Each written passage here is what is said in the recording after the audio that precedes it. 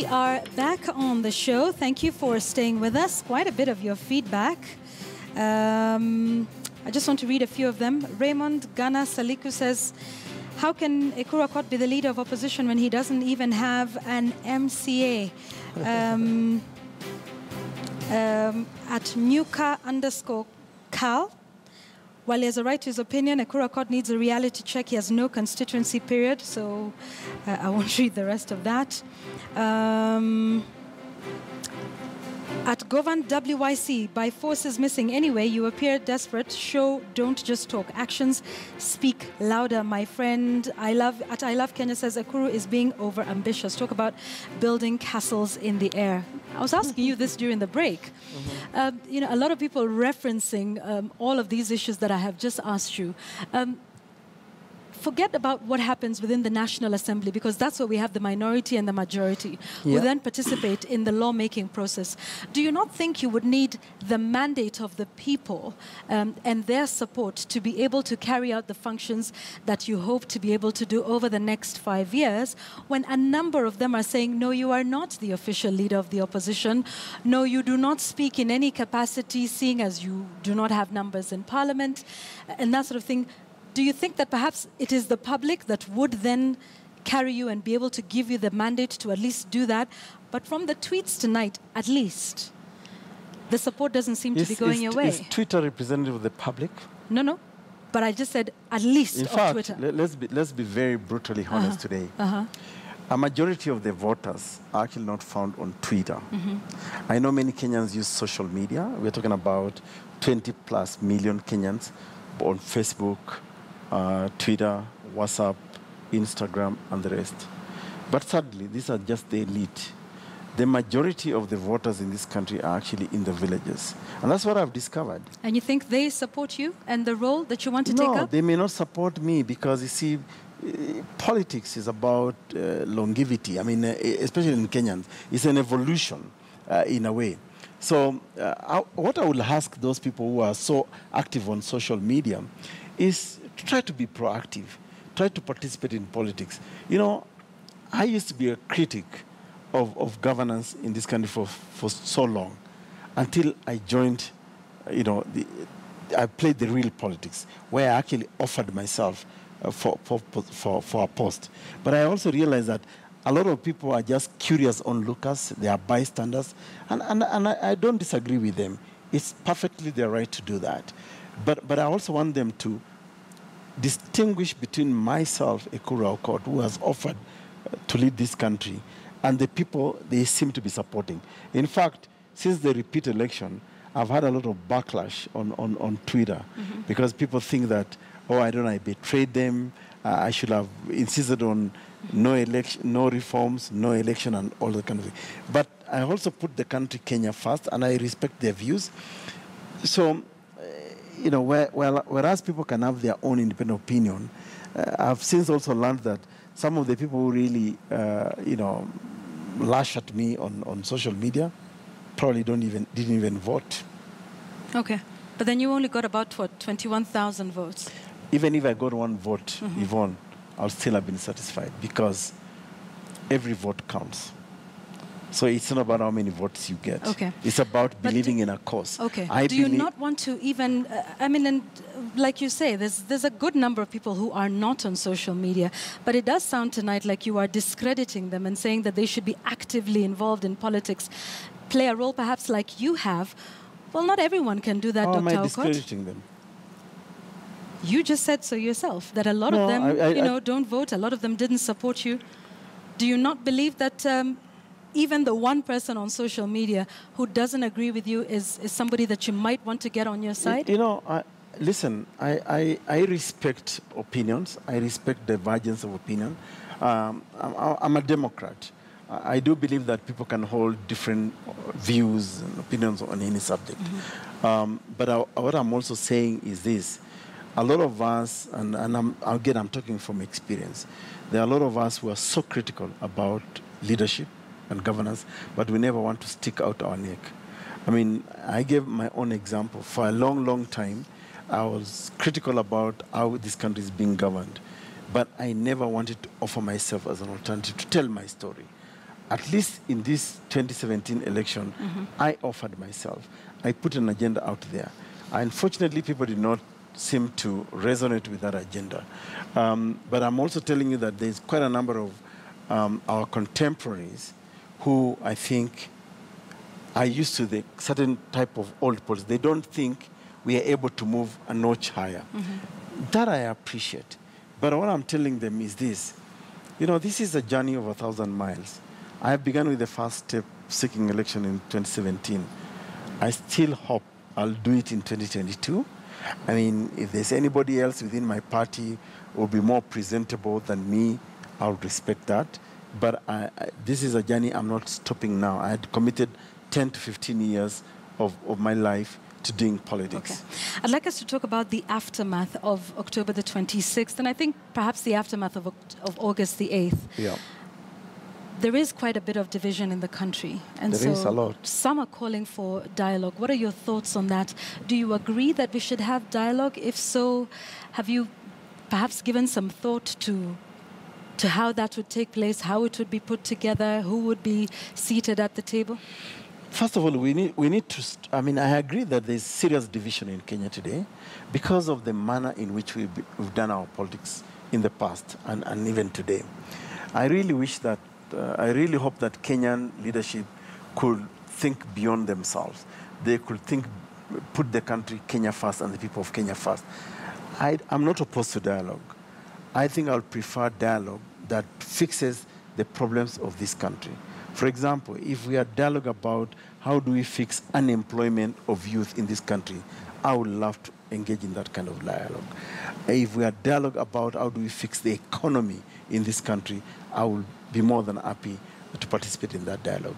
If we had dialogue, for example, on how to fix the nurses, the doctors' strike, insecurity and everything, I'll be more than happy to do that.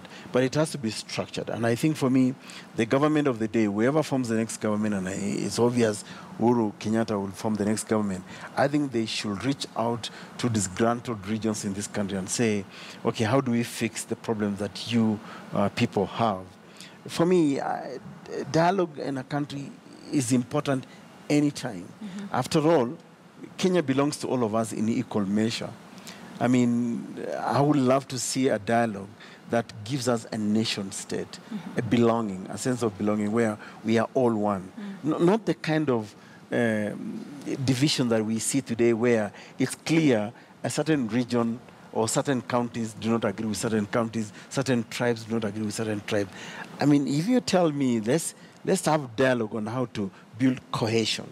As a matter of fact, I mean, I can tell you that at Third Way Alliance, we are already proposing what we call a cohesion caravan for this country. And this is what we are going to embark in the next couple of weeks, in the next couple of months, leading up to 22. Because we have to coexist, Yvonne. There is no way we can continue with this kind of device. I think Kenyans right now, just allow me. Why do we not, why is it that we are not one? Why is it that there's a certain group of people who feel excluded from, you know, the part or the country that is Kenya? Is it just as simple as having a caravan and going around from Turkana all the way down to Lamu? You know, is it that simple? There seems to be a very deep feeling of exclusion. I think Kenyans for a long time have been duped by a very tiny minority of political leaders who want the majority of Kenyans to follow their view. I do not think Kenyans today are excluded. Well, listen, some of them feel that way. 47 counties of Kenya receive money from the national government in equitable measure. So it's up to you how you use that money. There's no exclusion. In fact, if you look at this constitution today in Kenya, it has actually created opportunity for every Kenya, for every region in this country to be able to fix their problem. I think what we are falling into trap is the politics of individuals who believe they own tribes, certain regions. And therefore, because for them, if they are not prominent, then people are being excluded. It's not true. In fact, you believe that the theory of exclusion is being fueled by political leaders and that the people themselves, this feeling does not Yes. originate from the ground? I do believe that the feeling of exclusion is fueled by a tiny minority of individuals who are fighting for political power. It's not about, listen, today, what quarrel do we have with each other in Kenya when resources actually go to each? I'll give you my own example. I'm from my native county is Turkana. For a long time, we used to say that we are marginalized, we are minority, we are segregated. But today, Turkana County receives about 11 billion annually, second to Nairobi. Can we say today that we are being excluded as the Turkana people or people from northern Kenya? Money comes to us. Then we are also given the responsibility to elect our governors, our representatives at the local level, MCAs. Then we have got county executives from within ourselves. So where is the exclusion? Let's define exclusion. The only problem I will have with the attempts, an idea of exclusion is whoever forms the national government. And this I've said before.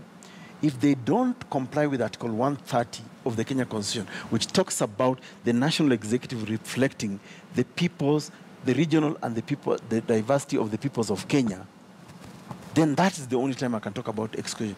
But honestly, devolution has taken care of any argument around exclusion. So then the talks of cessation? It's absolute nonsense. Absolute crap. I mean, Yvonne, we need to be honest about this. I'm a student of international law and human rights law as well. And I've read about self-determination, secession. There is no case for secession in the context of Kenya. It's absolute balderdash. It's nonsense. We are not like Sudan back in the days where you had to go Sudan, Khartoum, and southern Sudan. Look at what's happening today in Spain, Catalonia. Mm-hmm. I mean, people of Catalonia even went for a referendum.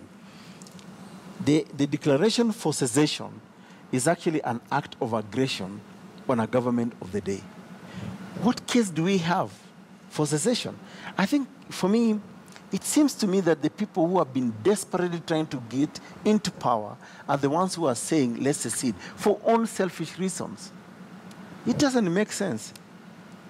I mean, ask even a first-year law student who has read about self-determination.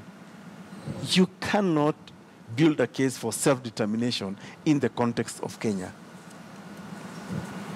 Okay, which regions, for example, want to secede? They have never said to us which regions want to secede. And honestly, for me, the guys at the coast have said it. We've heard of at least 2 governors who say they want to lead the coastal region. Which region? Mombasa, Kilifi? Yeah. Okay, have they put reasons why they want to secede? I think political rhetoric is not sufficient enough to say you want to secede. So you don't believe their reasons are valid? No. No, because I know what self-determination means. There has to be really cogent reasons why people must want to depart from the other. Let's pick, for example... What would those cogent reasons be in this talk about circumstance? Let me give you the example of South Sudan, the newest country in Africa. You have the Muslim North, Khartoum, dominating over the other southern part of Sudan. I mean, both in terms of religion, belief, ideology, and all that, there was clear, need for that kind of secession. And therefore, there was war fought over many years, 30 years, by the way. 30 years. Are we able to do that in Kenya? I mean, let me tell you, the people who are saying that they want to secede in this country do not have a case. Bottom line. Okay. My final question to you is some of the talks for dialogue have centered around electoral reforms. You raised issues with the Independent Electoral and Boundaries Commission before the October 26th election, still went ahead and participated. You said you put the country first, but some saw that at odds with saying you have a problem with how they're conducting the process, but still choosing to be a part of that process. Would you be calling for talks of electoral reform in this country? Okay, since you're asking the question, Yvonne, and I'm sure probably this is because other parties have said that, give me specifics. What reform exactly are those people asking for? I'm asking what IBC? Reforms you would like to see, because you raised issues. Okay. This is not about other people. I raised concerns around credibility of the individuals at the IEBC, Chebukati himself, Chiloba, and a few other officers. And when this matter protracted and we are almost reaching into a constitutional crisis where we're not able to hold the election and there was uncertainty, as a party, we took the conscious decision to go and meet IEBC. And we put to IEBC very straightforward questions.